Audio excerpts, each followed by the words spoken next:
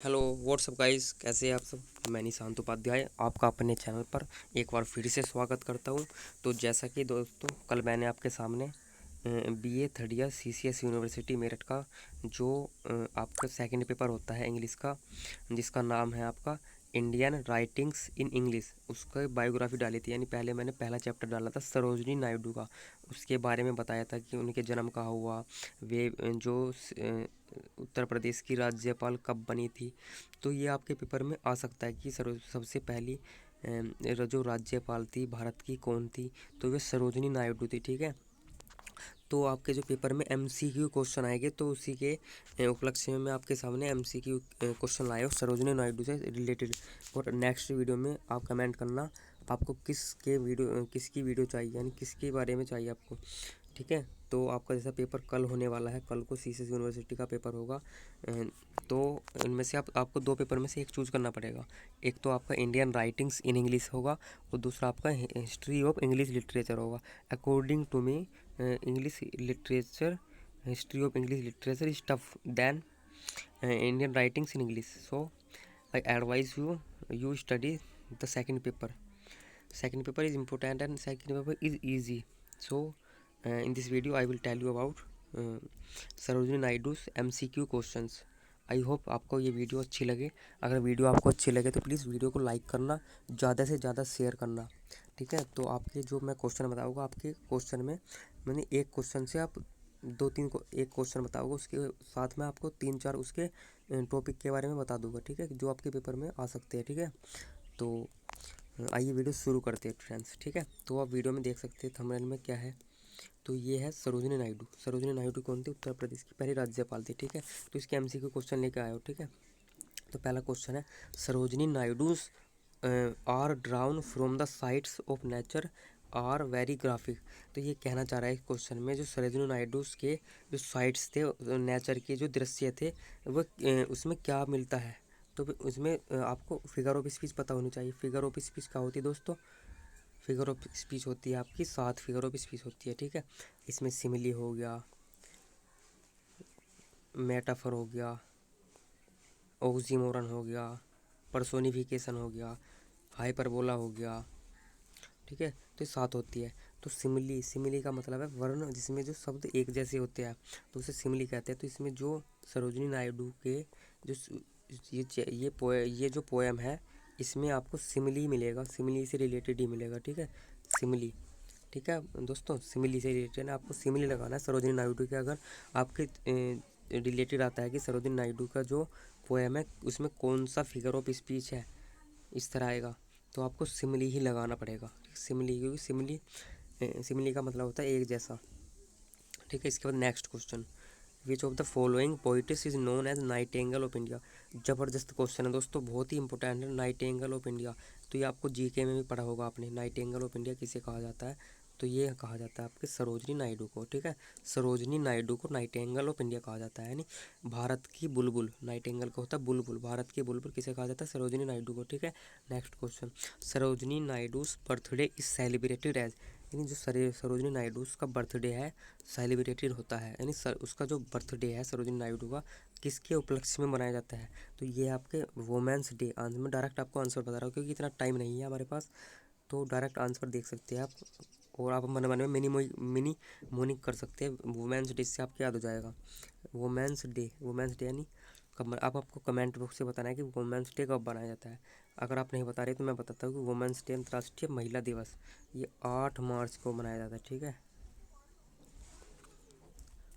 इसके बाद next question, which one is refrain in the following. ठीक है, रेफरेन का मतलब समान। In the following like a पेरल ऑन ए स्ट्रिंग। ठीक है, ये आपने अगर आप पोएम पढ़ते हो सरोजनी नायडू की, तो उस पोएम में ये वाला जो स्टांजा ये आता है, लाइक ए पेरल ऑन स्ट्रिंग। ठीक है, तो इसका मतलब है कि जब वे पालकी में जा रहे थे, तो जो जो लड़की है जिसकी शादी हो रही थी, वो पालकी में जा रही थी, तो वो उन्हें ऐसी लग रही थी जैसे एक रस्सी में बांधा हुआ हीरा। हीरा आप रस्सी में बांध देंगे तो आपको मतलब बहुत ही हल्का लगेगा, हल्की हल्की चीज़ लगेगी। ठीक है, तो उन्हें वजन नहीं लग रहा था जब जा रहे थे उसे पालकी में ले जाकर, तो उन्हें कुछ भी अनुभव नहीं हो रहा था, बहुत ही उन्हें आसान हल्का लग रहा था। ठीक है, और वे उससे ले जाने में बहुत ही खुश थे। इसके बाद नेक्स्ट क्वेश्चन दोस्तों, which poet in your course died while sleeping and uttered these words before going to bed, not eternal sleep I hope। तो इसका दोस्तों राइट आंसर।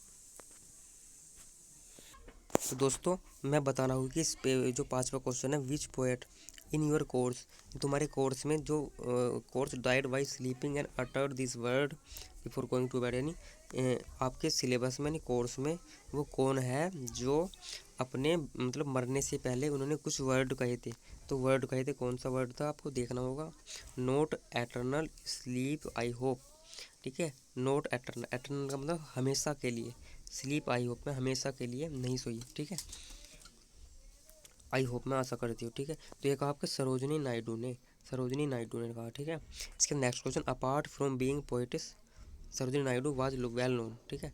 तो वे कवि के अलावा, कवित्री, कवित्री होता है कवि नहीं, कवित्री दोस्तों हिंदी में बोलते हैं कवित्री, ठीक है। और कवि, कवि होता है मेल, ठीक है। तो apart from this poetess Sarojini Naidu was known as ये पॉलिटिशियन, ठीक है। ये पोइटिस के अलावा एक पॉलिटिशियन भी थी, ठीक है। पॉलिटिशियन का मतलब आप जानते होंगे जो राजनीति में काम करते थे, राज्यपाल थी ये, ठीक है।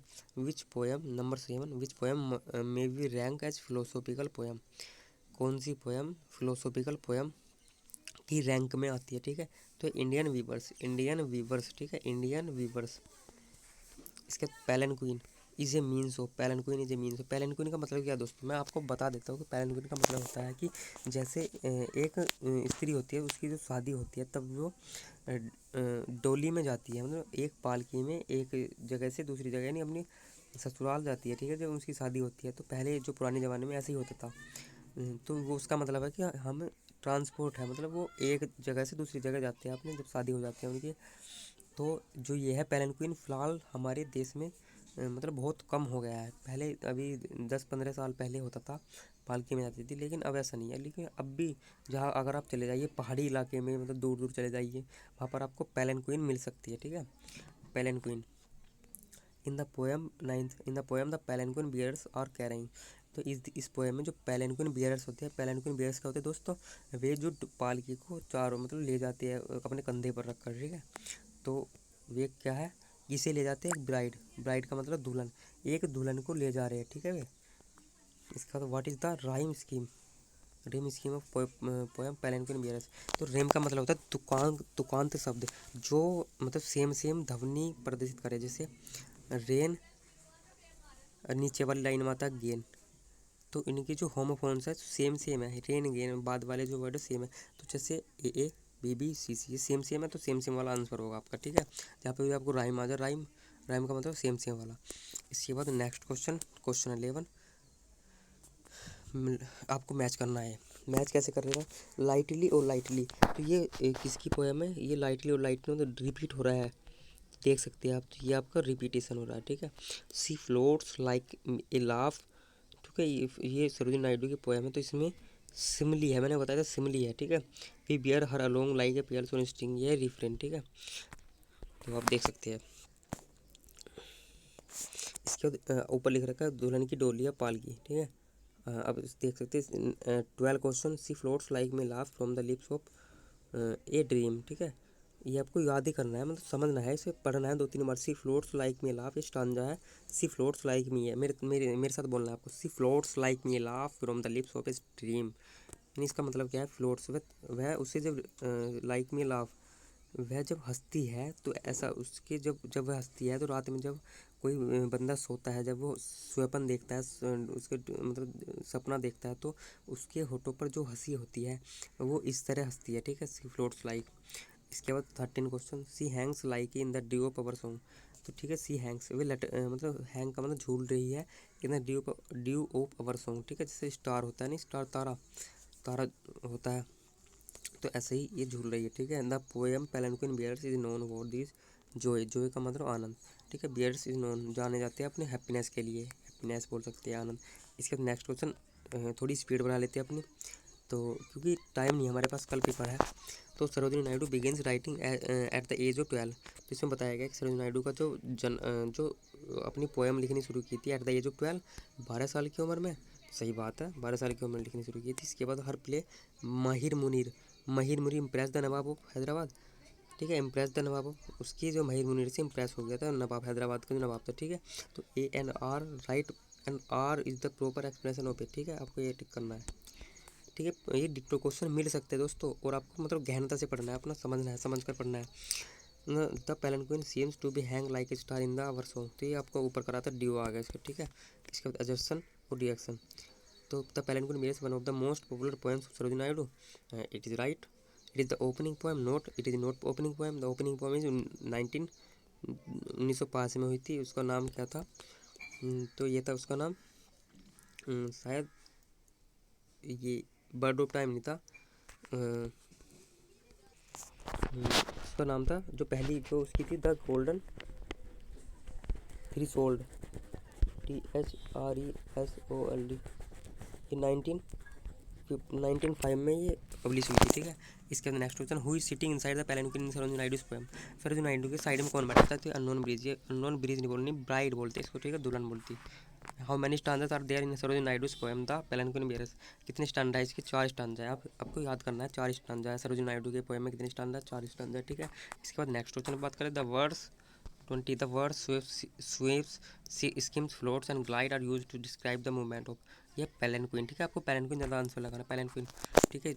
इसके 21 क्वेश्चन है, आपको इस तरह पढ़ना है, तो एनर्जेटिक में ऐसे नहीं कि आप अपने ऊपर थोड़ा प्रेशर डालते हैं, प्रेशर नहीं डालना आपको, मतलब मजे मजे में पढ़ना है। Sway like may flower in the wind of our song हुई is referred see in the line, तो अब मैंने बताया था आपको जो आंसर होगा पेलनक्विन लगाना, ठीक है। इसका नेक्स्ट क्वेश्चन है, choose the right comparison in the phrase is so like say flower is the poem, the bird is a delicate, दुल्हन है वो डेलिकेट है, नाजुक है, ठीक है। इसका next, she falls like a tear from the eye of bridge, ठीक है, ब्रिज। इसके बाद हु आर सिंगिंग, कौन गा रहा है in the poem the palanquin bearers, तो द बियरर्स ऑफ पेलनक्विन, ठीक है, जो पालकी ले जा रहे हैं वही गाना गा रहे हैं, ठीक है। सिर्फ इसके बाद देख सकते हैं, थोड़ा ऐसा हो गया।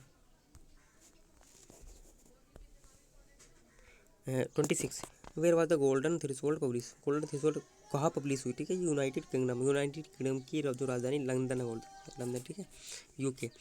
Whose birthday celebrated as women's day, ये आपको मैंने बताया था ऊपर, Sarojini Naidu.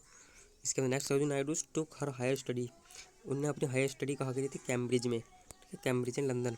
The words palanquin use in the poem, इसमें थोड़ा क्वेश्चन डाउट है सर मुझे, क्योंकि इस पेलनक्विन जो वर्ड है बहुत बार यूज हुआ था, तो जिससे मैं बताता हूँ अपने कमेंट बॉक्स, आपको बताता हूँ अगली वीडियो में कि इसमें क्या हो सकता है, ठीक है। इसका the word along stream dreams string in the poem, इसका मतलब है राइम है, राइम बताया नहीं था मैंने, स्ट्रीम ड्रीम सिंग स्ट्रिंग, तो सेम वाले वर्ड होते हैं, इन राइम होते हैं। इन विच स्टेट सरोजिनी नायडू, उत्तर प्रदेश, हाँ बताया था मैं, मतलब उत्तर प्रदेश की राज्यपाल थी, लेकिन इनका जो जन्म हुआ था, जन्म कहाँ हुआ था, आंध्र प्रदेश में, ठीक है, आंध्र प्रदेश। और दोस्तों आपको बताना है आंध्र प्रदेश की राजधानी क्या है, हैदराबाद, ठीक है, आंध्र प्रदेश के, और उसमें उसे जो दूसरा राज्य बना है उसका नाम बताना आपको कमेंट बॉक्स में, ठीक है। इसके बाद next, Sarojini Naidu all things are Indian, her theme, her thought, her melody, but एक थिंग, यानी सरोजिनी नायडू के, उनकी जो थीम थी, उनकी जो सोच थी, उनकी मेलोडी सब इंडियन थी, लेकिन उनकी एक चीज़ क्या थी, उनकी जो लैंग्वेज थी वो क्या थी, लैंग्वेज थी ब्रिटिश, यानी इंग्लैंड की लैंग्वेज थी, ठीक है, ठीक है। नंबर 30, इस वीडियो में 40 क्वेश्चन का होगा, क्योंकि वीडियो लंबी हो जाएगी। The theme of palanquin bearers, देख सकते हैं आप, the theme of palanquin bearers is refers to Indian tradition, ठीक है, Indian tradition. Sarojini Naidu poetry mirror of India, Sarojini Naidu की जो पोइट्री होती है मिरर ऑफ इंडिया होती है, ठीक है।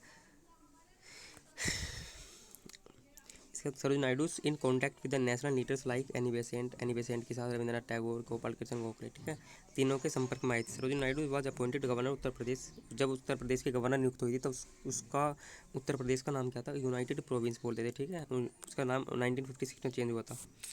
सी falls like a tear from the eyes a bright who falls, ये पेलनक्विन आ गया इसका अंदर, ठीक है। Sarojini Naidu has been regard the nightingale of India, her poems of word like quality, उसकी जो पोएम थी बर्ड्स लाइक क्वालिटी, यानी बर्ड लाइक क्वालिटी, उनकी जो पोएम में वर्ड्स लाइक क्वालिटी की क्वालिटी थी, ठीक है, वर्ड्स लाइक क्वालिटी थी। In the poem पेलनक्विन means is kind of simple lyric, simple lyric है, ठीक है दोस्तों, सिंपल लिरिक। इसका नेक्स्ट क्वेश्चन और लास्ट क्वेश्चन, क्योंकि वीडियो लंबा हो जाएगा, अगली वीडियो में आपको मिलता हूँ। The golden threshold was publish in 1905 में। दोस्तों वीडियो कैसी लगी आपको कमेंट बॉक्स में ज़रूर बताना है, और अगर आपको इसका नेक्स्ट पार्ट चाहिए तो आपको कमेंट बॉक्स में करना है, मतलब कमेंट बॉक्स में टाइप करना है, और ज़्यादा से ज़्यादा लाइक करना है, जिस मतलब जो भी सीसीएस यूनिवर्सिटी से एफिलेटेड है और जो कल अपना पेपर देगा इंग्लिश का सेकंड पार्ट, तो उससे इसे शेयर करना है ज़रूर, क्योंकि हर किसी बंदे के पास मॉडल नहीं हो सकता, ठीक है। कोई पुराने पढ़ता है मॉडल, तो उसमें अगर आप इसे शेयर कर देंगे तो उसके जो कुछ क्वेश्चन है जो इस नए मॉडल में आ रहे हैं तो वे उसे मिल जाएगी, ठीक है। तो इस वीडियो में इतना ही, ज़्यादा से ज़्यादा शेयर करें। Thank you very much. Best of luck for your exam.